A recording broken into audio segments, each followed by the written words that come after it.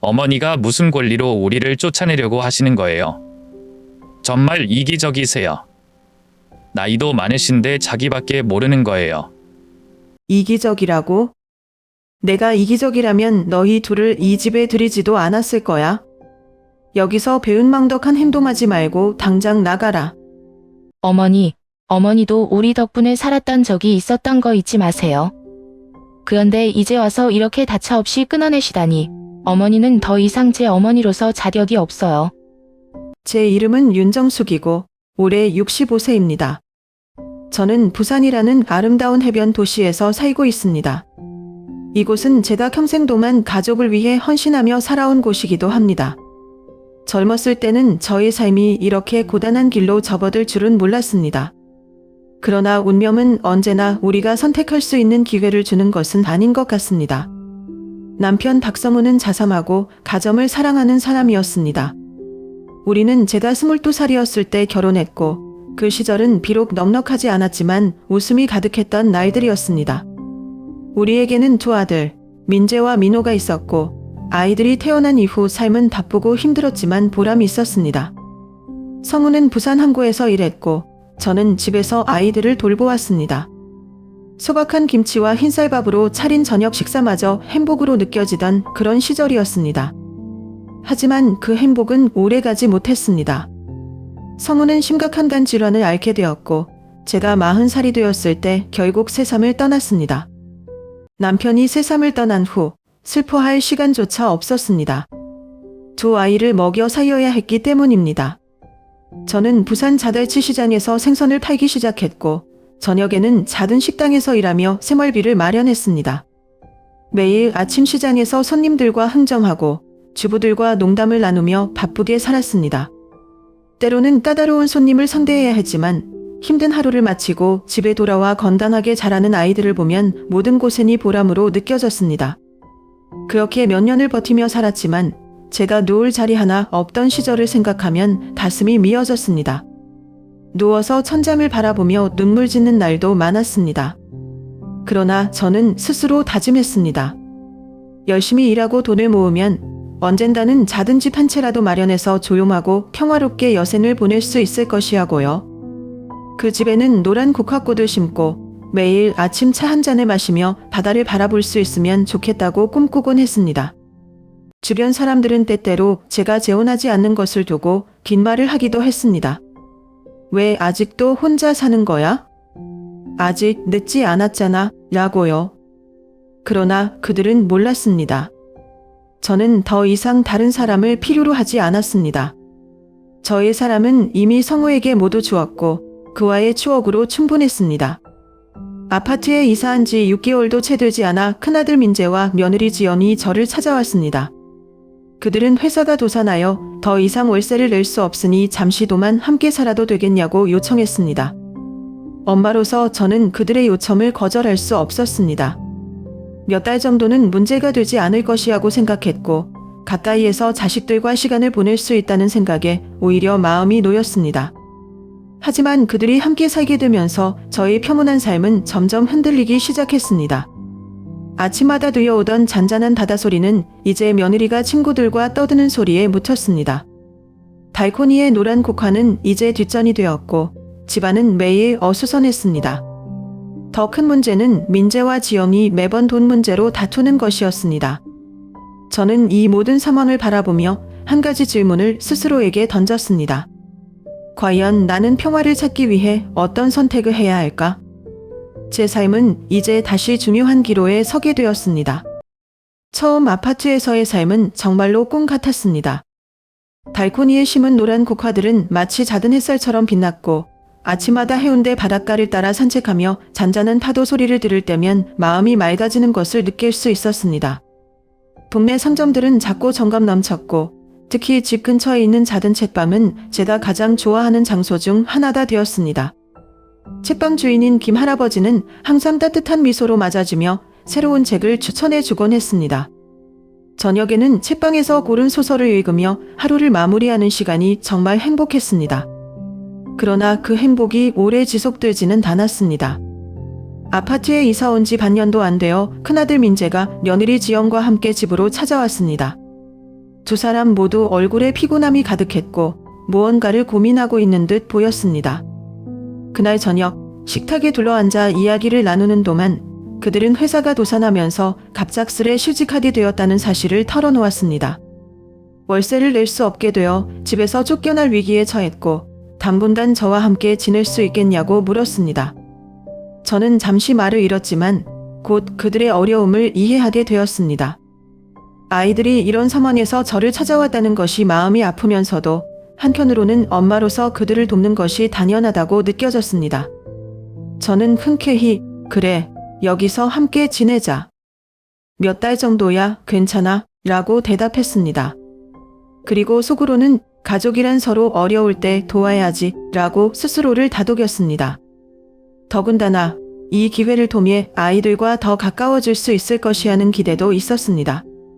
그렇게 저는 그들의 요청을 받아들였고 집에 작은 방 하나를 내어주며 함께 지낼 준비를 시작했습니다.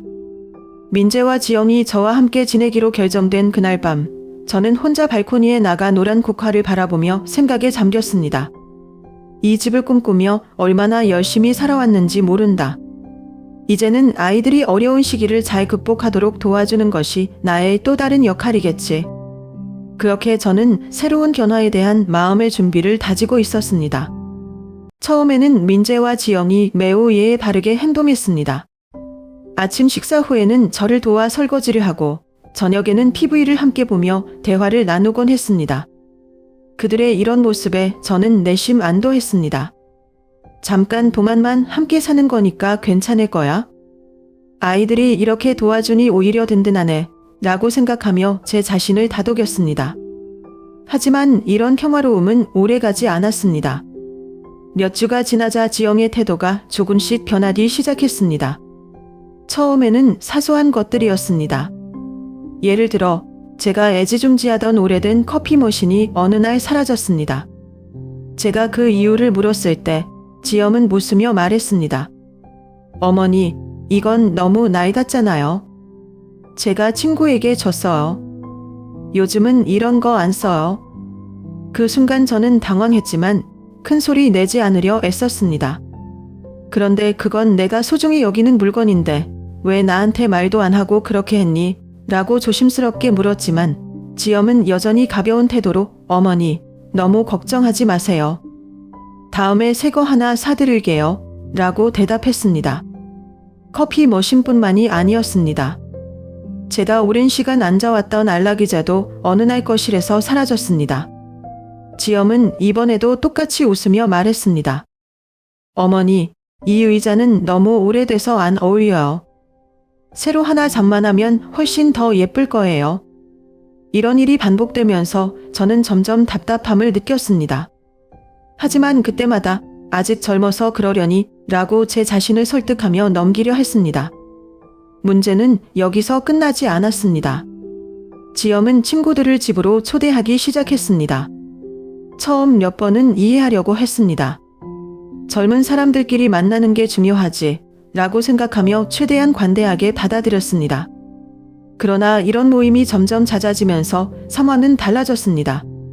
그들은 밤늦게까지 시끄럽게 떠들었고 저는 차마 잠을 이루지 못하는 날들이 많아졌습니다. 파티가 끝난 다음 날 아침이면 집안은 항상 엉망이었습니다. 그들의 음료수 캔, 음식 포장지, 그리고 흘린 음식물 자국들로 가득한 거실을 보면 깊은 한숨이 절로 나왔습니다. 저는 여러 번 지영에게 조용히 말해보려 했습니다. 지영아, 내 친구들이 집에 오는 건 좋지만 너무 늦게까지 시끄럽게 하면 옆집에서도 불편해할 거야. 그리고 파티가 끝난 후엔 좀 정리도 부탁할게.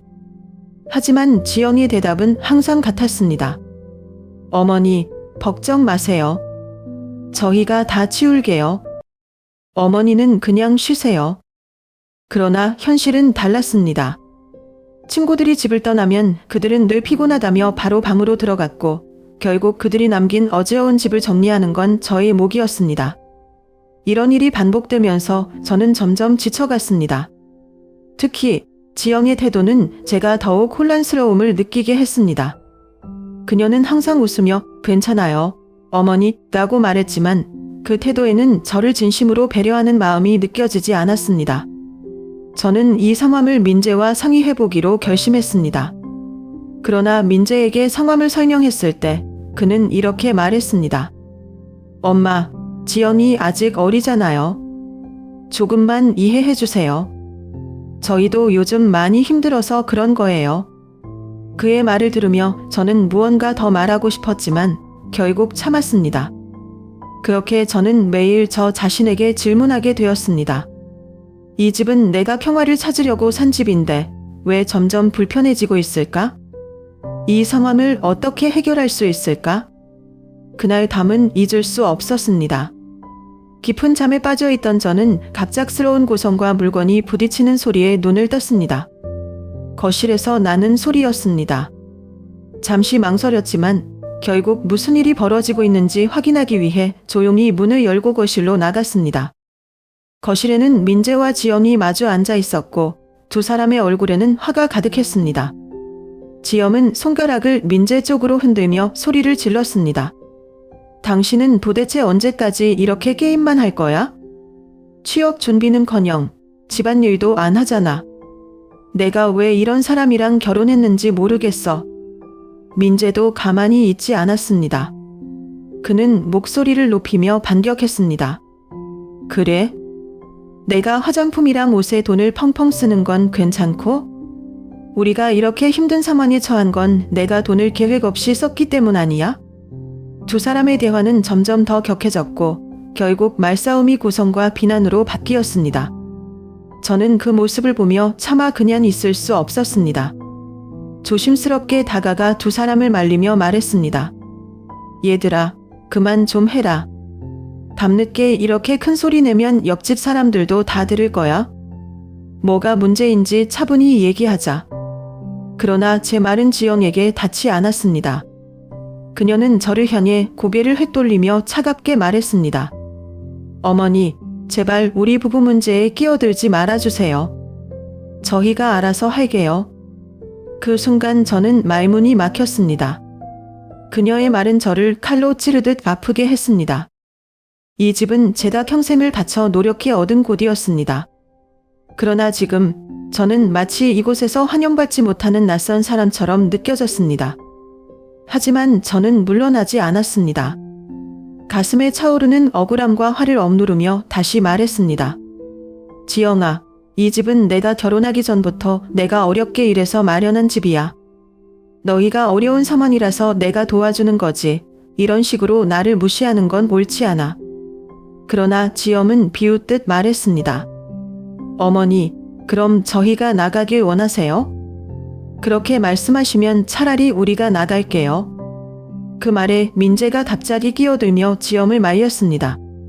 지영아, 그만해. 엄마한테 이렇게 말하면 안 되지. 지금 우리가 엄마 도움을 받고 있다는 걸 생각해야지. 하지만 지영은 멈추지 않았습니다. 그녀는 화를 더 키우며 민재에게 말했습니다.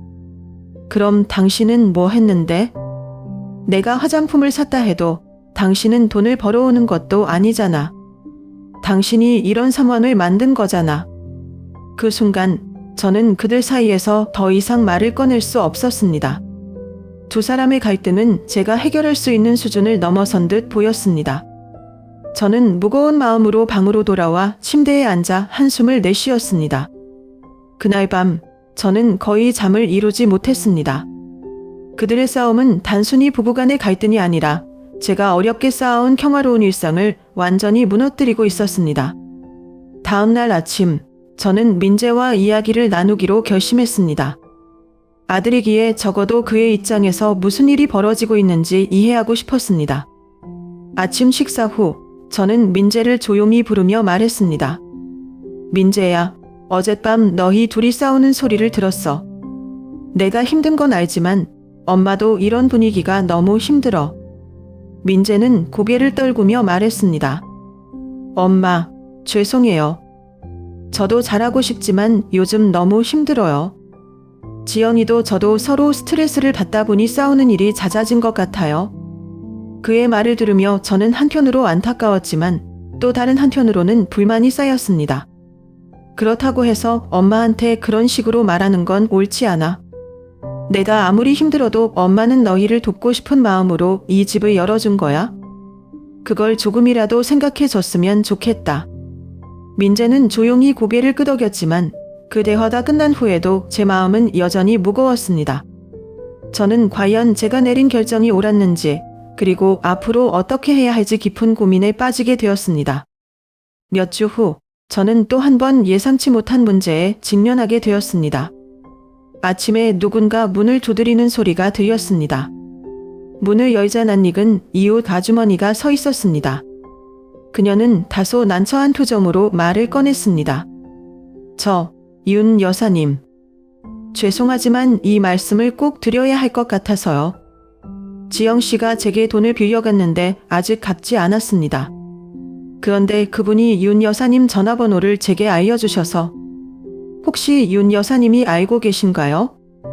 순간 저는 심장이 덜컥 내려앉는 듯한 기분이 들었습니다. 뭐라고요? 제가 전화번호를 줬다고요? 그럴 리가 없는데요. 당황스러움에 말을 더듬으면서도 이웃 아주머니의 말을 확인하고 싶었습니다. 네, 분명히 윤 여사님 번호를 알려줬어요. 혹시 지영 씨와 이 문제에 대해 얘기 좀 해주실 수 있을까요? 저는 정말 난처해서요. 이 말을 듣고 저는 바로 지영을 불렀습니다. 그녀는 거실 소파에 앉아 휴대전화를 보고 있었습니다. 제가 말을 꺼내자 그녀는 귀찮다는 듯 고개를 들었습니다. 지영아, 내가 이웃에게 돈을 빌렸니? 그리고 왜 내 전화번호를 줬어? 지영은 조금도 당황하지 않은 표정으로 대답했습니다. 아, 그거요? 그냥 실수로 엄마 번호를 썼어요. 걱정하지 마세요, 엄마. 그냥 엄마가 잘못 알려준 거라고 말하면 돼요. 그러면 다들 별로 신경 안 쓸 거예요. 그녀의 태도에 저는 말문이 막혔습니다. 어떻게 이렇게 무책임한 말을 아무렇지도 않게 할 수 있을까 싶었습니다. 더 이상 참을 수 없었던 저는 바로 민재를 불러 상황을 설명했습니다. 민재야, 이게 무슨 일이니? 내 아내가 돈을 빌리고 내 번호를 알려줬다는데 이게 정상적인 거니? 민재는 제가 기대했던 반응과는 전혀 다른 태도를 보였습니다. 그는 잠시 뜸을 들이더니 다소 지친 목소리로 말했습니다. 엄마, 지영이 아직 점잖아요. 그냥 좀 실수한 거예요. 엄마가 너무 과민반응하는 것 같아요. 그의 말에 저는 더욱 화가 났습니다. 그게 내가 할 말이니? 지금 내 아내가 이웃에게 피해를 줬고 그걸 견명으로 넘기려 하고 있어. 그런데 너는 그걸 그냥 젊어서 실수했다고 넘길 수 있니? 하지만 민재는 고개를 들지도 않고 답했습니다. 엄마, 우리도 지금 힘든 상황이에요. 지연이도 스트레스 많이 받고 있으니까 그냥 한 번만 넘어가 주세요. 그의 무책임한 태도에 저는 더 이상 대화를 이어갈 수 없었습니다. 깊은 실망감과 함께 방으로 들어가 문을 닫으며 혼자 생각에 잠겼습니다. 이건 내가 감당할 수 있는 상황이 아닌 것 같아. 이 집은 내가 평화를 찾으려고 마련한 곳인데 이제는 나를 점점 더 힘들게 하고 있어. 그날 이후 저는 민재와 지영의 행동을 다시 생각해 보게 되었습니다. 이들이 정말로 나와 이 집을 존중하고 있는지 아니면 단순히 자신들의 필요에 따라 행동하는 것인지 점점 의심스러워졌습니다. 시간이 지나면서 저는 제 스스로에게 묻기 시작했습니다. 내가 이 상황을 더 참아야 할까? 아니면 이 평화를 되찾기 위해 무언가 결단을 내려야 할까? 그날 오후 저는 발코니에 앉아 파란 바다를 멍하니 바라보고 있었습니다. 시원한 바람이 얼굴을 스치고 지나갔지만 제 마음속은 무거운 불덩이처럼 답답했습니다. 이 아파트를 사기로 결심했던 순간이 떠올랐습니다. 이곳은 내가 평화를 찾으려고 선택한 곳이었는데 지금은 왜 이렇게 숨막히는 장소가 되어버린 걸까? 지영과 민재가 우리 집으로 들어온 이후로 제 삶은 점점 혼란스러워지고 있었습니다. 처음에는 잠시 동안만 머무를 것이라고 생각했지만 시간이 지나면서 그들의 행동은 저를 점점 지치게 만들었습니다. 매일 반복되는 갈등과 무시당하는 기분, 그리고 스스로가 낯선 사람처럼 느껴지는 이 집에서 더 이상 버티기 힘들었습니다. 어느 날 산책을 끝내고 집에 돌아오는데 문 앞에서 잠시 멈춰 섰습니다. 문을 열고 들어가는 것이 두려웠습니다. 안에서 두려울 수 있는 또 다른 갈등, 또 다른 문제를 마주할 용기가 없었습니다. 이대로는 안 된다는 생각이 들었습니다. 저는 마음을 다잡고 결단을 내렸습니다. 이 집을 팔고 새로운 곳으로 떠나는 것입니다. 더 이상 이곳에서 고통을 견디며 살고 싶지 않았습니다. 평화와 안정, 그리고 제가 애초에 원했던 삶을 되찾기 위해서는 이 선택이 필요하다고 느꼈습니다. 다음 날 저녁, 저는 거실에 가족들을 불러 모았습니다.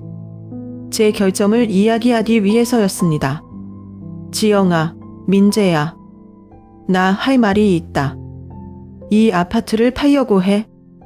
제 말이 끝나기가 무섭게 지엄은 자리에서 벌떡 일어나 고함을 질렀습니다. 어머니, 그게 무슨 말이에요? 우리를 길바닥에 내쫓겠다는 거예요? 어머니는 정말 너무 이기적이세요. 지연이의 목소리는 거실을 울렸고 저는 당황하지 않으려 애썼습니다. 그러나 그녀의 공격적인 태도는 제 마음에 상처를 남겼습니다. 이건 너희를 내쫓으려는 게 아니야. 엄마도 더 이상 이렇게는 살 수 없어서 그래. 이 집은 내가 평화를 찾으려고 산 곳인데 이제는 그 평화가 더 이상 없잖니. 하지만 지엄은 한 달도 물러서지 않았습니다. 그녀는 손을 허리에 얹고 저를 노려보며 말했습니다. 평화요? 그럼 저희는요? 저희는 지금 집도 없고 돈도 없는데 어머니는 자기만 생각하시겠다는 거잖아요. 그 순간 민재가 조용히 끼어들었습니다. 그의 얼굴에는 실망과 무기력함이 가득했습니다. 엄마, 정말 이렇게밖에 할 수 없는 거야? 우리가 힘들어하는 걸 알면서도 말이야? 민재의 말에 가슴이 아팠지만 제 결점은 변하지 않았습니다. 저는 조용히 그러나 단호하게 말했습니다. 민재야, 엄마도 많이 생각했어. 그런데 이건 내가 살기 위해서 내린 결정이야. 엄마는 이제 정말 지쳤어. 두 사람은 저를 이해하지 못한 채 대화를 끝냈습니다. 지엄은 짜증 섞인 한숨을 내쉬며 방으로 들어갔고 민재는 아무 말 없이 소파에 앉아 고개를 떨궜습니다. 저는 그들의 반응을 보며 마음이 아팠지만 이번만큼은 물러설 수 없다고 스스로를 다독였습니다. 그날 밤 저는 다시 한번 발코니에 나가 바다를 바라보았습니다. 파도가 조용히 출렁이며 밤하늘을 비추고 있었습니다. 저는 깊은 한숨을 쉬며 스스로에게 말했습니다. 이건 나를 위한 결정이야. 내가 살아가기 위해서, 그리고 내가 진정으로 원하는 삶을 되찾기 위해서. 이사를 하루 앞둔 날, 저는 아침 일찍부터 정리를 시작했습니다. 작은 아파트였지만 그 안에는 제가 평생 모은 추억들이 가득했습니다. 하나하나 짐을 싸면서도 마음속에는 복잡한 감정이 교차했습니다. 떠나기로 결심한 것이 옳은 선택인지 혹은 너무 이기적인 결정인지에 대한 의문이 계속 떠올랐습니다. 그런데 그날 오후 뜻밖의 전화가 걸려왔습니다. 전화를 건 사람은 제 남동생 윤상호였습니다. 그의 목소리는 어딘가 단호하고도 약간 환한 기색이 느껴졌습니다. 누나, 지연이한테 전화 받았어. 누나가 아파트를 팔고 나가겠다고 했다며? 이건 좀 너무한 거 아니야? 아이들한테 더 참고 배려해줄 수는 없었어? 저는 잠시 침묵한 뒤 상호를 만나 이야기를 나누기로 했습니다. 곧 그는 집으로 찾아왔고 거실에서 저와 마주 앉았습니다. 상호는 걱정스러운 표정을 지으며 다시 말을 꺼냈습니다. 누나, 내가 알기론 민재네도 지금 힘든 시기를 보내고 있어. 근데 누나는 엄마잖아. 자식들이 힘들 때는 참고 도와줘야 하는 거 아니야? 저는 그의 말을 차분히 듣고 나서 한숨을 내쉬며 대답했습니다. 상호야, 누나는 지금까지 평생을 참고 살았어. 상호가 떠난 후 혼자 두 아이를 키우면서 희생이 뭔지 누구보다 잘 알아. 하지만 지금은 달라. 누나도 이제는 내 삶을 살고 싶어. 내가 힘들고 지쳐서 더는 참을 수 없을 만큼 지쳤다는 걸 아무도 이해해주지 않아. 상호는 놀란 듯한 표정을 지으며 말했습니다. 그래도 그 애들은 누나의 아들, 며느리잖아. 조금만 더 참으면 되지 않겠어? 그들이 일부러 그런 건 아닐 거야. 저는 그의 말을 듣고 고개를 저으며 단호하게 말했습니다. 사모야, 내 말은 틀리지 않아. 하지만 중요한 건 그들이 나를 전혀 존중하지 않는다는 거야. 지연이의 태도는 내가 단순히 엄마가 아니라 그냥 편하게 이용할 수 있는 사람으로 보는 것 같아. 그런 상황에서 더 참는 게 맞는 걸까? 사모는 잠시 말을 잇지 못했습니다. 그러다 조심스럽게 말을 꺼냈습니다. 누나, 그렇다면 적어도 민재와 지영한테 마지막으로 한 번 더 기회를 줘보면 어때? 그냥 갑자기 이렇게 나가버리면 너무 냉정하게 보일 수도 있잖아. 저는 그의 제안에도 흔들리지 않았습니다. 사모야, 나는 이미 충분히 기회를 줬어. 그리고 그 기회들을 그들이 다 놓쳤어. 이제는 내가 나 자신을 위해 결정을 내릴 때야. 그들이 바뀌길 기다리면서 내가 더 힘들어질 이유는 없어. 사모는 더 이상 단답하지 않았습니다. 하지만 그의 얼굴에는 여전히 이해할 수 없다는 표정이 남아 있었습니다. 그는 잠시 저를 바라보다가 자리에서 일어났습니다. 알았어, 누나. 누나가 그렇게 결정을 내렸다면 내가 뭐라 할 순 없지. 하지만 민재도 지연이도 누나를 정말 필요로 한다는 걸 기억해줘. 그 애들은 아직 미숙하니까. 그가 떠난 뒤 저는 다시 발코니에 앉아 바다를 바라보았습니다.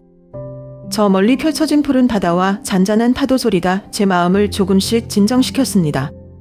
이번 결정을 통해 제가 얻고자 했던 것은 단 하나, 바로 제가 진정으로 원했던 평화였습니다. 다음 날 아침, 이삿짐 트럭이 도착했고 저는 아파트를 떠날 준비를 마쳤습니다.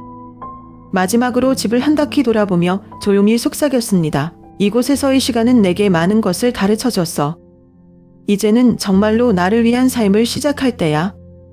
제주도 근처의 작은 집으로 이사한 후 제 삶은 한결 조용해졌습니다.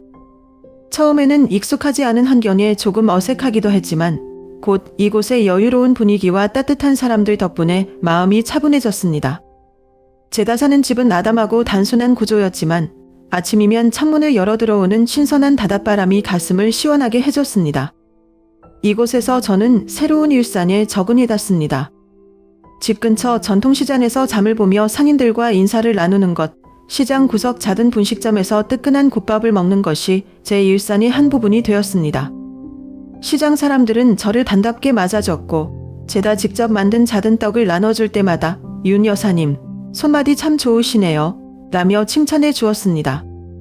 저는 떡 만드는 법을 제대로 배우고 싶어졌습니다. 그래서 동네의 한 할머니께 정식으로 배우기 시작했습니다. 그분은 제주에서 평생을 살아오신 분으로 쌀을 씻고, 찌고, 반죽하는 방법까지 세세히 알려주셨습니다. 처음엔 서툴렀지만 점차 손에 익으며 떡 만드는 과정 자체가 저를 치유하는 시간을 만들어 주었습니다. 이곳에서 만난 이웃들과의 관계도 점점 깊어졌습니다. 매주 주말이면 마을 사람들이 모여 함께 음식을 나누고 제주도의 특산물을 활용한 요리를 만들어 먹는 모임에 저도 초대받았습니다.